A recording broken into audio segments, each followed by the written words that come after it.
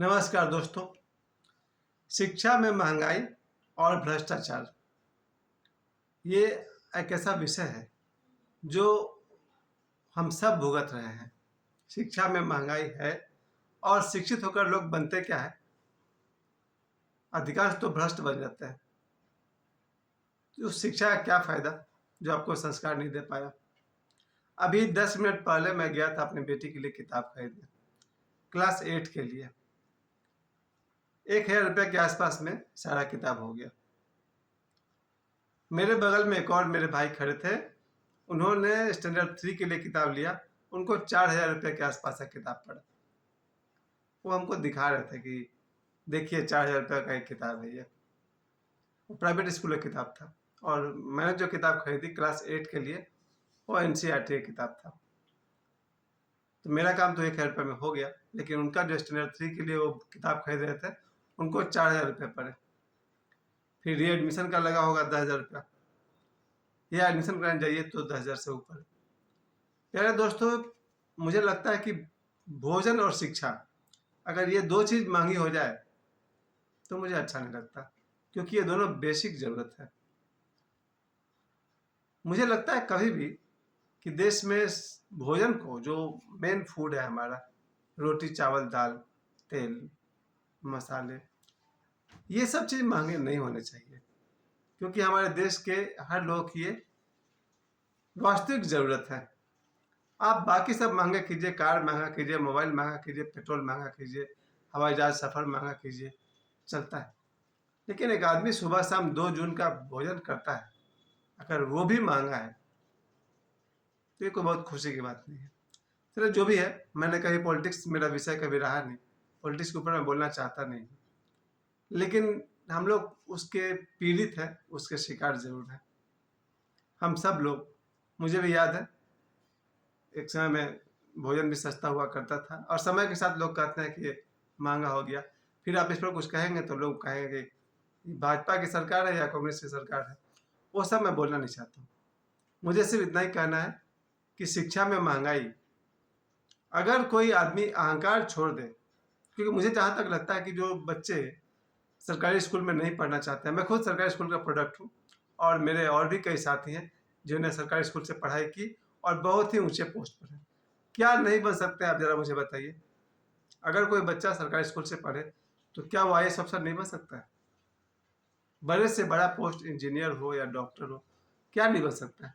लेकिन बच्चों ने एक ईगो बना रखा है कि हम सरकारी स्कूल में नहीं पढ़ेंगे, प्राइवेट स्कूल चाहिए।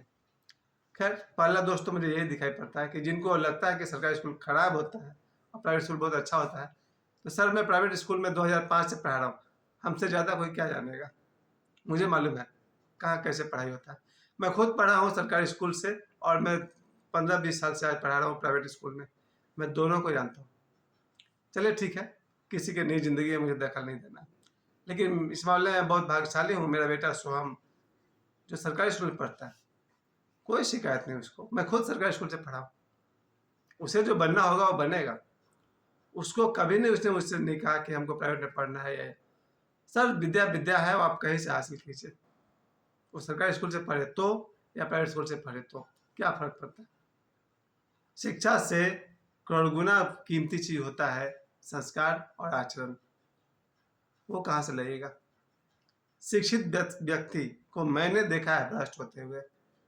मेरे सामने की बात है, जब मेरी वाइफ का डेथ हुआ था सर, वो मेरे लिए बहुत दुख की बात है कि जो स्टाफ उनके डेड बॉडी को मॉर्चुरी से निकाल कर ला रहा था, क्या उसको तनख्वाह नहीं मिलती है।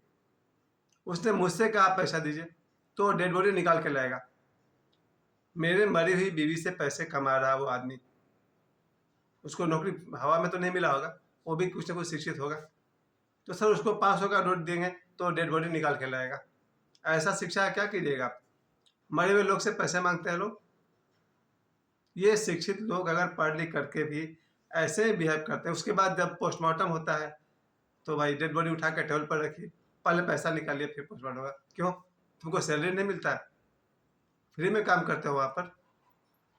लेकिन भाई लोग को, मेरी वाइफ मरी हुई है, मुझे उसका दुख है और उसको पोस्टमार्टम करने से पहले पैसा चाहिए। भैया मेरा सैलरी काम करते हो, सर उस दिन मैं अपने आप को ऐसे लोगों को माफ़ नहीं कर पाता हूँ। 40-50 हज़ार सैलरी होता होगा उन लोग का, और वहाँ वो लोग पैसे माँग रहे हैं हमसे, एक मरे हुए इंसान के बदले। तो प्यारे दोस्तों, शिक्षा में आज जो मैं कह रहा हूँ, शिक्षा में महँगाई और भ्रष्टाचार, और पढ़ लिख के बने हैं क्या? आप लोग पेपर में कितने बार पढ़े होंगे, आईएएस ऑफिसर घूसखोरी करते हुए पकड़ा गया तो कितना करोड़ रुपया उसके पास है। ये शिक्षा है कि वो पढ़ा लिखा और फिर वो घूसखोरी कर रहा है, गिरफ्तार हो रहा है, सजा हो रही है। चलिए ठीक है, शिक्षा में इसका दोष नहीं है, दोष कहीं और होता है। इतना आसान नहीं है। आज जो मैंने बात आप लोग के सामने उठाई है, मैं अपने बारे में ज़्यादा गारंटी दे सकता हूँ कि मैं खुद एक ईमानदार बाप का बेटा हूँ। मेरे पिताजी अपने 40 साल की नौकरी में जहाँ तक हो सका होगा वो एक बहुत ही ईमानदार व्यक्ति रहे हैं। मुझे लगता है कि शिक्षा से संस्कार नहीं आता होगा, वो गॉड गिफ्ट है या बाय बर्थ है, जन्म से है। मेरा बच्चा अनपढ़ है और अगर ईमानदार है, अनुशासित है, आचरण वाला है तो मुझे गर्व है। और अगर वो बेटा शिक्षित है, बुढ़ापा में अपने माता पिता को तंग करता है या समाज से घूस खाता है या देश के साथ गद्दारी करता है तो मेरे लिए शर्म की बात है। शिक्षित व्यक्ति भी आप सभी जानते हैं कि वो भिखारी से लेकर के बड़े बड़े लोगों तक जो भ्रष्टाचार फैला हुआ है।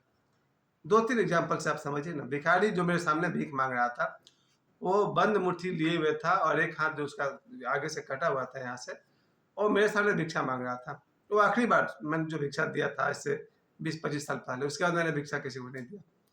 वो मेरे सामने मुट्ठी बंद करके अपने कटे हुए हाथ दिखा रहा है और हमसे पैसे मांग रहा था। अब मेरे पास 5 रुपए का सिक्का था, पैसा मेरे पास भी नहीं था, और मैं उससे वड़ा पाव खाना चाहता था। मैं 3 घंटे से टाल रहा था कि चलो यही 5 रुपया है, क्या खर्च करें। अपने भूख को मैं मार के जी रहा था। वो भिखारी का बच्चा मेरे सामने आया, कटे हुए हाथ मेरे सामने से दिखाया और हमको लगा भाई बहुत लाचार है, और मैंने 5 का सिक्का उसके हाथ में रखा। लेकिन पैसे लेके जब उसने मुट्ठी खोला, उसके हाथ में इतना सिक्का था कि शायद 50-100 रुपया उसके हाथ में था। तो मेरे पास जो खुद 5 रुपया था, वो पैसा तो मैं रख चुका उसके हाथ में, और मैंने देखा उसके हाथ में बहुत सारे पैसे थे। ये है भिखारी। तो सर भ्रष्टाचार तो भिखारी से शुरू हो रहा है। दूसरी बात आज बता रहे थे, मेरे एक बड़े भैया हैं, वो बता रहे थे कि वो गुपचुप दुकान में सॉरी, वो गुपचुप खा रहे थे, अपने दोस्त से बात भी कर रहे हैं और गुपचुप भी खा रहे हैं, और गुपचुप वाले ने बोला बस अब हो गया। तो उन्होंने पूछा कितना दिया? बोला हो गया, पूरा हो गया। बोले कितना हो गया? अगर 10 गुपचुप देना था गुपचुप वाले को, वो 6-7 के पास रुक गया था और सोचा कि इनका ध्यान बात करने पर है, वो उनको बेवकूफ बना रहा था, और उन्होंने गिन गिन के खाए थे। दोस्त से बात कर रहे थे, लेकिन वो चूंकि मुनि समाज के हैं, ध्यानी है, मेडिटेटर है, उनका ध्यान दोनों जगह था। वो क्या खा रहे हैं उधर भी ध्यान था, और क्या बात करते उधर भी ध्यान था। उनको अंदर अंदर बस एक ही बात ख्याल में आया कि भ्रष्टाचार यहाँ भी। गुपचुप बेचने वाला आपको 10 की जगह 7 खिला गया और कह रहा कि हो गया। चलो ठीक है, हो सकता है वो शिक्षित नहीं है। और ये बहुत है एग्जाम्पल, हम लोग जीवन भर देखे हैं सर। अपने 50 साल की जिंदगी में मैंने इतना भ्रष्टाचार देखे हैं। अब तो मोबाइल भी आ गया है जिसमें कि हम लोग कॉल रिकॉर्डिंग कर सकते हैं, किसी की बातों को रिकॉर्ड कर सकते हैं, कोई सिचुएशन का वीडियो बना सकते हैं। तो फिर नया दिमाग निकाल लिया जाएगा, इसमें क्या। अगर पढ़ लिख करके भ्रष्टाचारी ही करना है तो नया दिमाग का इजाद हो जाएगा। अगर विज्ञान आगे बढ़ सकता है तो भ्रष्टाचारियों का दिमाग आगे क्यों नहीं बढ़ सकता? आपने पढ़ा होगा, कभी कभी पेपर में आता है कि पुल टूटकर गिरा। कैसे गिर गया? पुल बनवाता कौन है? Architecture, engineer. सर इंजीनियरिंग किया हुआ लड़का 4 साल तक इंजीनियरिंग पढ़ाई किया, फिर उसने कैसा पुल बनवाया कि पुल टूट गया? वो टूटा था, मुंबई में भी पुल टूटा था। तो ये जो इंजीनियर है, कॉन्ट्रैक्टर है, और सब लोग, कहाँ गई शिक्षा आपकी? और वो जो अखबार में निकलता रहता है न्यूज़ की भाई डॉक्टर्स ने किडनी निकाल के बेच दिया। ऐसे जो अखबार में न्यूज़ आते हैं कि डॉक्टर्स मरे हुए पेशेंट का किडनी निकाल लेता है या मरने से जस्ट पहले निकाल लेता है। तो सर वो तो पढ़ा लिखा आदमी इंसान है, बहुत ही पढ़ा लिखा इंसान है। डॉक्टर बनने में तो बहुत मेहनत है, तो फिर वो चोर कैसे निकल गया, किडनी चोर? मतलब ये सर कि आज शाम को जब मैं किताब लेकर के आया था तो मुझे लग रहा था कि शिक्षा मिले और आदमी भ्रष्ट हो जाए, अपने देश को बेच दे, आदमी के साथ पैसे ले तो उसका काम करे। कोई अगर आपको ऑफिशियल काम करानी हो और आपसे एक्स्ट्रा पैसे लिए जाए और तब वो आपका काम करेगा, वो पढ़ा लिखा अफसर है। काहे का पढ़ा लिखा अफसर, ऐसी शिक्षा। चलिए मैं किसी व्यक्ति विशेष का नाम नहीं ले रहा हूँ, लेकिन मैं ये जरूर कह रहा हूँ सर कि शिक्षित आदमी ज्यादा भ्रष्ट है। अशिक्षित तो चलिए ठीक है, वो अपने हिसाब से वो 3-5 कर लेता है, वो पढ़ा लिखा ही नहीं, तो सोचता है कि भैया कुछ कर लो, इधर का उधर कर दो, पैसे आ जाएंगे। लेकिन आज मैं खुद एक टीचर हूँ, और मुझे लगता है कि जो ईमानदारी मेरे पिताजी के पास है, वही ईमानदारी मेरे पास भी आई, और मुझसे जहाँ तक हो सकता है मैं ईमानदारी से चलता हूँ। और आदमी है, हो जाता होगा गलती हमसे भी, लेकिन मैंने कभी कोई जानबूझ करके एक पैसे की बेईमानी नहीं की। और मुझे लगता है कि जो लोग भी अपने बच्चे को शिक्षा दे रहे हैं, वो अगर संस्कार नहीं दे पाए, आचरण नहीं दे पाए, तो उनसे बहुत ज़्यादा आशा मत रखिएगा। क्योंकि दुनिया में वृद्धाश्रम क्यों है आप सब जानते हैं। वृद्धाश्रम के बारे में कम से कम समझिए कि ऐसे ऐसे बूढ़े वहाँ हैं जिनके बच्चे अफसर हैं, वो अपने माता पिता को अलग कर दिए बुढ़ापे में। और मैं अपने बल पे कहता हूँ, कुछ ऐसे बच्चे हैं जो कम पढ़े लिखे हैं, शायद अनपढ़ हैं, पर अपने माता पिता को नहवाना, अपने हाथ से खिलाना, उनकी सेवा करते हैं, वो ज़्यादा महान है। चलिए वापस अपनी बात पर लौट आते हैं हम लोग, कि शिक्षा एक ऐसा चीज़ हो गया है कि सरकारी स्कूल तो चलिए बहुत अच्छी बात है, मेरे लिए बहुत खुशी की बात है कि कम से कम पैसे में या लगभग मुफ्त में बच्चों का एडमिशन भी हो जा रहा है, किताब भी उनको स्कूल से मिल जाता है, कुछ पैसे भी मिलते हैं और शिक्षा भी मिलती है। जिसमें ईगो है वो तो सरकारी स्कूल में जाना नहीं चाहेगा, लेकिन मुझे गर्व है कि मैं खुद सरकारी स्कूल का स्टूडेंट रहा हूँ, और मेरा बेटा सोहम पांडे भी सरकारी स्कूल में है, और इस बात की कोई शर्मिंदगी नहीं है, खूब खुशी है, खूब गर्व है। शिक्षा कहाँ से उठानी है, कैसे उठाना है, वो हमारा काम है, और विद्या कहीं भी मिले हम ग्रहण करेंगे। लेकिन जो इगोइस्ट लोग होते हैं, अहंकारी होते हैं, दिखावा करते हैं, प्रदर्शन करते हैं, वो अपने बच्चे को प्राइवेट स्कूल में भेजते हैं, और गाड़ी से भेजना, गाड़ी से वापस लाना, स्कूल में महंगी फीस देना। और मेरे साथ में एक ही काम करता है, हम बोलते हैं अपने माता पिता का नाम लिख के दिखाओ, तो जो बच्चा 5 साल से 10 साल से पढ़ रहा है, अपने माँ बाप का नाम नहीं लिख पा रहा। एक नहीं 50 स्टूडेंट का मैं टेस्ट ले चुका हूँ। जब मैं कहता हूँ अपने माता पिता का नाम लिख के दिखाओ हिंदी में और इंग्लिश में, गलत हो गया। तो सर 10 साल से क्या कर रहे हो, 10 साल से स्कूल आ रहे हो, जा रहे हो, नर्सरी के 3 साल और ऊपर के 7-8 साल, तो 10 साल पढ़ने वाला बच्चा अपने बाप का नाम नहीं लिख पाता, माँ का नाम नहीं लिख पाता, अपने एरिया का नाम नहीं लिख पाता, पढ़ क्या रहे हो, प्राइवेट स्कूल में पढ़ रहे हो। सर एडमिशन लेने जाओ प्राइवेट स्कूल में तो पहले तो 10,000 रुपया निकाल दीजिए, और 10 तो मैं कम बोल रहा हूँ, शायद से ज़्यादा भी है। तो पहले तो 10,000 एडमिशन का दीजिए, फिर 5,000 किताब का दीजिए, फिर ये खर्चा है वो खर्चा है, गाड़ी से बच्चे को भेजिए, फिर ट्यूशन वाले को दीजिए 500-1,000 रुपया। स्कूल में बच्चा 3-4 घंटा पढ़ रहा और बाप का नाम नहीं लिख पा रहा, माँ का नाम नहीं लिख पा रहा, क्या बात है। इसी को मैं कहता हूँ शिक्षा में भ्रष्टाचार। ये मेरा आज का विषय है। मैं खुद एक शिक्षक हूँ, और मैं जानता हूँ कि शिक्षक और माता पिता यही दो है बच्चे के साक्षात भगवान, द गॉड। मेरे जीवन में पूरा प्रभाव है तो मेरे माता पिता का है, मेरे जीवन में पूरा प्रभाव है तो मेरे गुरु ओशो का है। आज मैं अपने पिताजी के वजह से ईमानदार हूँ, और ओशो के कारण ही मुझे बात समझ में आती है कि हम जो बीज बोएंगे हमें फसल काटना ही पड़ेगा। ये तो किताब में लिखा हुआ है ना, जैसा कर्म करोगे वैसा फल देगा भगवान। हाँ, ये है गीता का ज्ञान। लेकिन जब मेरे गुरु ने मुझे समझाया तब समझना कि आज अगर हम कोई गलत करते हैं, उसका फल मुझे आज ही मिले या 100 जन्मों बाद मिले, छोड़ेगा नहीं। नेचर, प्रकृति, अस्तित्व छोड़ेगा नहीं। अगर आज आप किसी का बुरा करते हैं, कोई बेईमानी, कोई धोखाधड़ी करते हैं, प्रकृति आपको बहुत बढ़िया से बताएगा क्या होता है। मुझे बहुत कठोरता से कहना पड़ा कि ईश्वर निर्दयी होता है। जब वो आपके गलतियों का दंड देगा तो आपका पूजा प्रार्थना और हाथ जोड़ना कोई काम नहीं आएगा। ये मेरा दावा है, मैंने अपने जीवन में सीखा है। जो बच्चे भी भ्रष्टाचार में लिप्त होने वाले हैं, पढ़ लिख कर आगे जा करके महाचोर बनने वाले हैं, याद रखिए आपका एक एक रुपया बेईमानी का लिया हुआ आपके बीवी बच्चों पर और आपके भविष्य पर दिखा देगा। अगर मेरी बात याद रहे आप लोग को कि बेईमानी का पैसा कभी भी फलता नहीं है, वो आज नहीं तो कल आपको आपके परिवार को भोगना पड़ेगा।